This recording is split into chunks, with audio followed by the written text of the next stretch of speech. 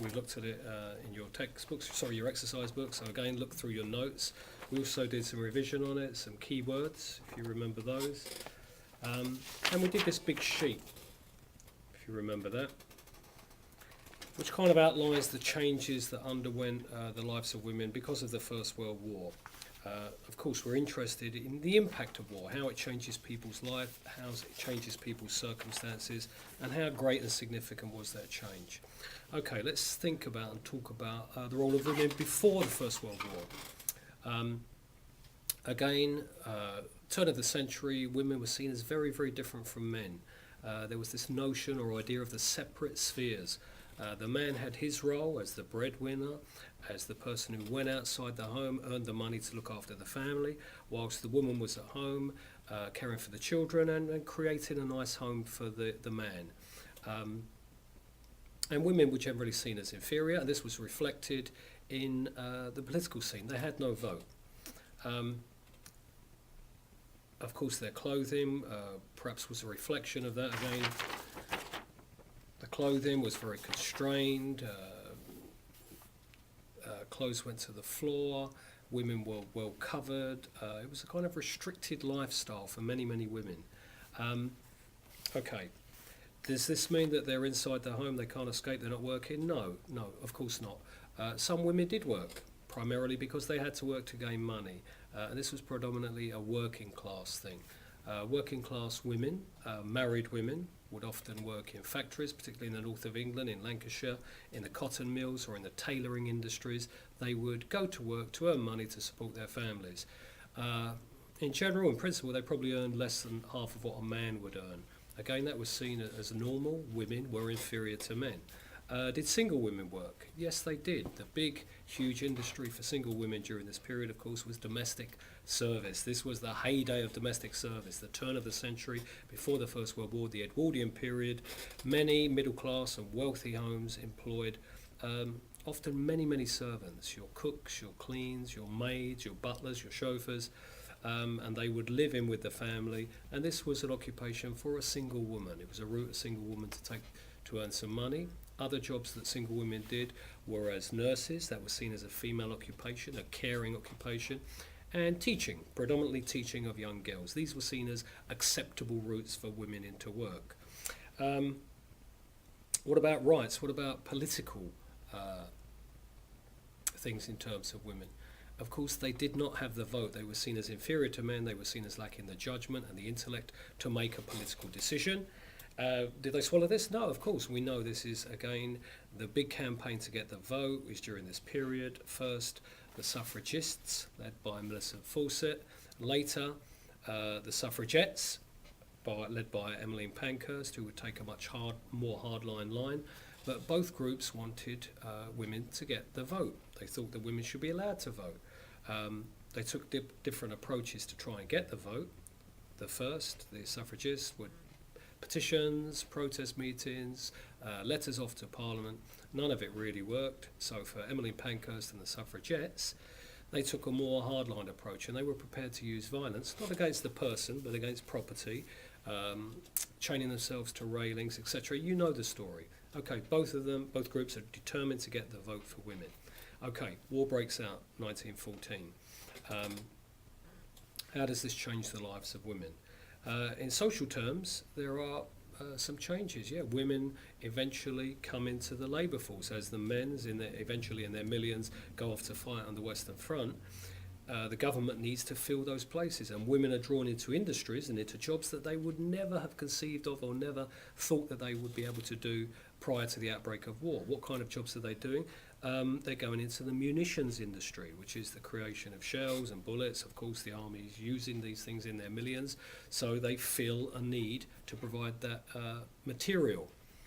Are they being paid as much as men? No, they're not. They're being paid less than men, working long hours, but it does transform their life. They gain some measure of independence. The nature of clothing changes because the long Victorian dresses, the restrictive clothing is no good in the workplace. So their social position is changing. They're being seen out without a chaperone. I forgot to mention, of course, before the war, a respectable, middle-class or wealthy young woman would not be seen out on her own without a chaperone. whilst the war's on, that's all gone. Those kind of things are seen as irrelevant during wartime. And of course, they're doing this munitions work. Later in the war, 1917, the armed forces are desperate for men to go and fight on the front, and so they have to release those men who are in the army doing the kind of administrative jobs, the filing, the cooking, the driving people around. Those kind of men can be released from those roles, and women come into the military for the very first time and take on those roles in the Women's Auxiliary Army Corps, in the Women's Royal Naval Service, and in the Women's Royal Air Force. They're performing jobs that men would have done before them, and again, this is a liberation of sorts. This is a huge step forward for women. In terms of political change during the war, whilst the war is on, that is suspended. The campaigns of the suffragettes are suspended because the war takes precedence. Even for these women who hate the political system, can see that it's a life or death struggle for the country, and so that kind of activity is suspended. Okay, the war finishes in 1918, and women have had a measure of independence. They're doing jobs that they've never done before. What happens once the men start coming home? This puts the government in a huge quandary. These men are going to need employment. So gradually, women are forced out of the jobs they had taken over during the duration of the war to give men the priority. And in a way, the employment situation of women reverts to its pre-war position. And many drift back into becoming housewives, some even into domestic service, although that has less appeal now because women have tasted, better jobs, better money, more independence, more freedom than domestic service gave them. In social terms, things are changing for women. This is the kind of period when labour-saving devices, domestic appliances are coming online for relatively wealthy women. Your vacuum cleaners, your washing machines, and again, this drives down the demand for domestic servants. What else is happening? There is better advice on contraception, so therefore women are not tied into having huge families. There's also a change in fashion. The long Victorian dresses, the restrictive clothing changes for more liberated views on fashion, if you like. Women are now permitted, or it's respectable to go out with makeup on. Before the war, that was seen as disgraceful. And this is kind of typified, if you like, by the flapper, who's kind of the cliched version of a young, independent woman in the 1920s after the First World War, who smokes, who drinks, who doesn't need a chaperone, who's out on her own enjoying her life. Not many women were like this, but it typifies a change in women's lifestyle after the war. Okay, employment. They're forced out of those industries that they had kind of taken over during the war. But the nature of employment does change. Again, I mentioned there's a kind of drop in the amount of women going into domestic service, and women become typists and office workers and clerks, formerly jobs done by men. Now women kind of take over those roles. However, after the war, women's wages dip 50% of what they were during the war. And by and large, they're reverting to their old role. They're reverting to the homemakers, to the housewives, and life goes on as it was before the war. In terms of politics, some will argue that there's been a huge and significant change because, of course, in 1918, women finally get the vote. Not all women, however. It's women over the age of 30. Why is this the case? Some would argue that women only get the vote because the government needed to enfranchise those soldiers who were abroad. So they had to change the law. So whilst they were changing the law, they allowed some women to vote. Why not all women?